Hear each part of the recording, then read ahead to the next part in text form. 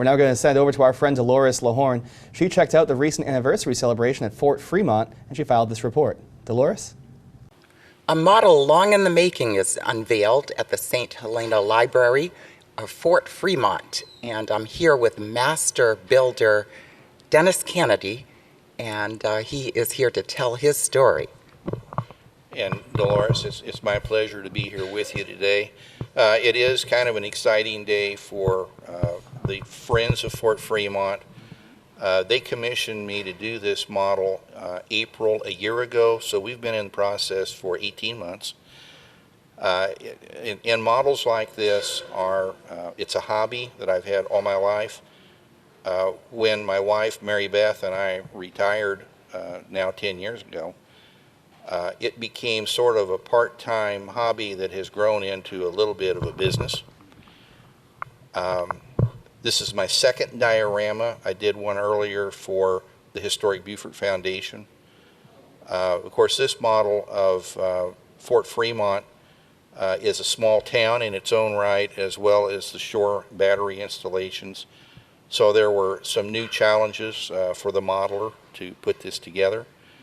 And it's been quite interesting. It's a model that's about 100 square feet, so it's not huge, but it's sizable.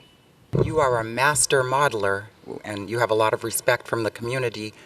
Can you describe to people what they're going to see with this diorama, succinctly? Well, in size, it's roughly 3 sheets of plywood, if you can grasp that. All of the terrain is represented. The topography of the land is there, the hills, the valleys, the river. The vegetation is there. All of the buildings that existed in the government plat of the fort are represented. We were able to acquire, in many cases, the actual drawings of the buildings that were done by the Corps of Engineers, the Quartermaster Corps. And so many of these models are accurately modeled, crafted to the drawings that the Army provided back in 1900. This is one of the most exciting projects that we have going in Beaufort. This has been a hidden treasure. We've been working on this with the county.